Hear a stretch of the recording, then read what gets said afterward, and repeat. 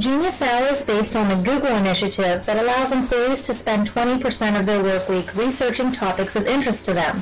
According to Google, this is how Google Drive and Gmail were both created. So what is Genius Hour? This is about an hour a week that is set aside to allow students time to research topics that they're interested in. Students choose what they want to learn about. In older grades, this is often referred to as 20% time.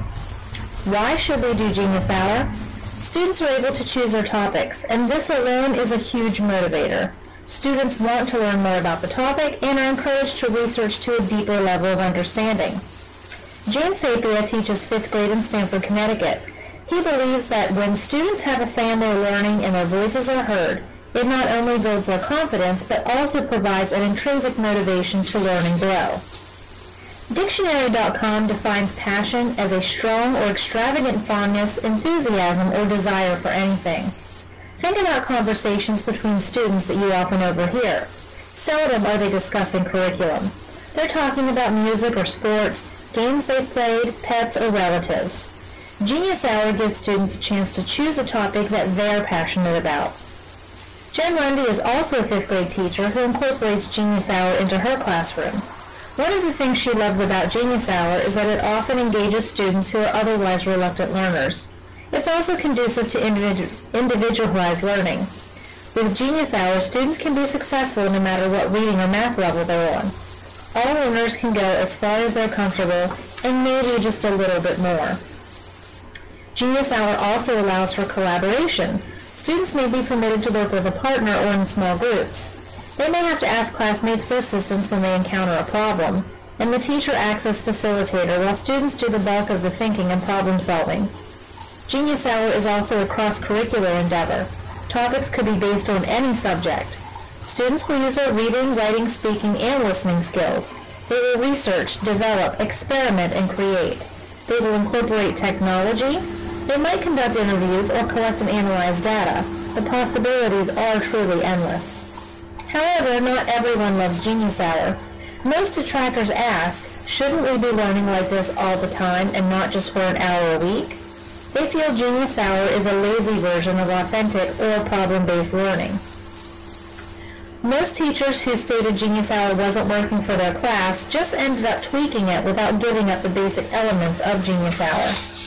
First, it is important to note that instructors should use a scaffolded approach to the elements of Genius Hour.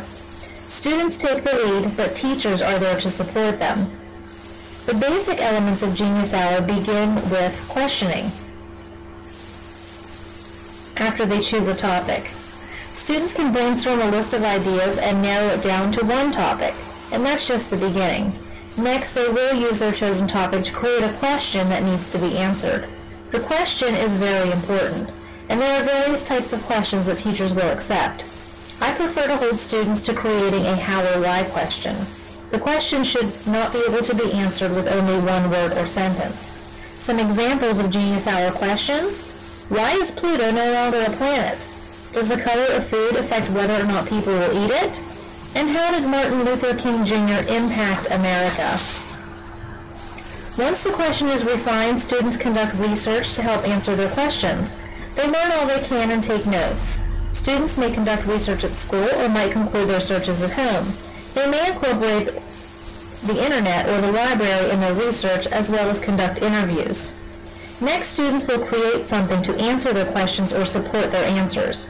They might create a report or a poster, design an experiment, create a display, or use online media tools such as Powtoon, Prezi, or Haiku Deck. Finally, students will present their information to their classmates. They might even share their presentations with the world online. I think it might be beneficial to create a DVD or have an evening when students could present to parents and family members as well. I feel it's also important to stress the importance of our failures. Not all presentations will be stellar, and experiments may not work out. Perhaps building the talking robot was an unattainable goal. Failure is also an important learning experience. Kids need to know that it's okay to make mistakes, and that they're just a regular part of life. Genius Hour is not going to solve the world's problems, but it's a very good start.